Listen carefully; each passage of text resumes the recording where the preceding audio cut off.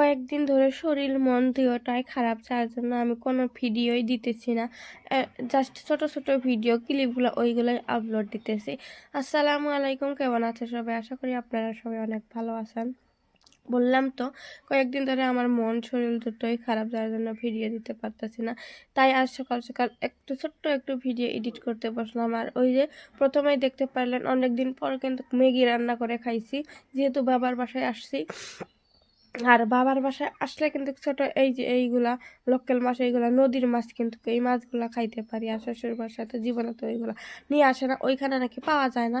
এখন ওরা জানে আর আল্লাহ ভালো জানে, বাট আমাদের এইখানে আমার আব্বা নিয়ে আসে এইগুলা। আমার অনেক বেশি ভালো লাগে ছোট মাছগুলা, এই যে এইগুলা, বিশেষ করে এই মাছগুলা খাইতে অনেক বেশি মজা।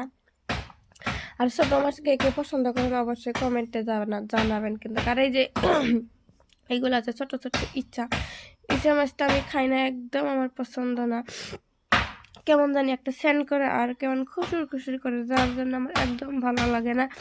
আর এই যে যেগুলো পিঁচড়ে খাইতেছি ওইগুলো নাকি শোল মাছ ছিল, আর এইগুলা কি মাছ জানি, আমি সবগুলো একটু একটু করে দেখাইতেছিলাম আপনাদের, দেখছেন। আর এইখানে 3টা গড়াই ছিল, আর ওই 3টা গড়াই কিন্তু ভর্তা করেছি। গড়াই মাছ ভর্তা করলে অনেক বেশি ভালো লাগে।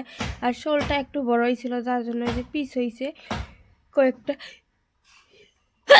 আর কি বলবো বা, এত যে সর্দি লাগছে। তারপরে মাছগুলো পানি থেকে তুলে ভালোভাবে আমি সব মশলা দিয়ে মিক্স করতেছি, যেহেতু আমার আলহামদুলিল্লাহ, দেখছেন। আপনারা প্লিজ কেউ ডিস্টার্ব ফিল করবেন না। আমার হাতে ব্যথা পাইছে, যার জন্য আমি মাছগুলো মেখে নিতেছি। আর এইগুলো মাছ কিন্তু এইভাবে রান্না করতে আলহামদুলিল্লাহ। আর গড়াই মাছগুলো আমি মেখে চেখে নিতেছি একবারে। তারপরে কিন্তু ওই 3টে এক্সট্রা করে রেখে দেবো আর এক্সট্রা করে ভেজে নেব।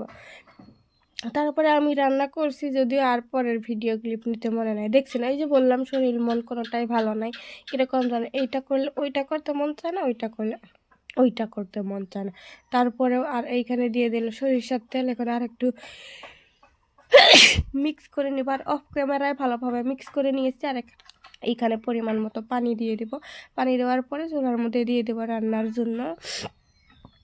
আর এত সর্দি লাগছে জানি না ভাই, ঘুম থেকে উঠলেই আমার সর্দি লাগে, ঘুম থেকে উঠলেই সর্দি লাগে। এই যে পরিমাণ মতো পানি দিয়ে দিয়েছি, এখন কিন্তু আগুন দিয়ে দিব, ঢাকনা দিয়ে দেবো। আর এইখানে আর কোনো পানি ছানি দেওয়া লাগবে না, প্লাস কোনো লাড়াচাড়া করার দরকার নেই। জাস্ট আমরা যতটুকু ঝোল রাখবো ওইটুকু হলেই হবে। আর এইগুলোতে কিন্তু বেশি ঝোল রাখা যাবে।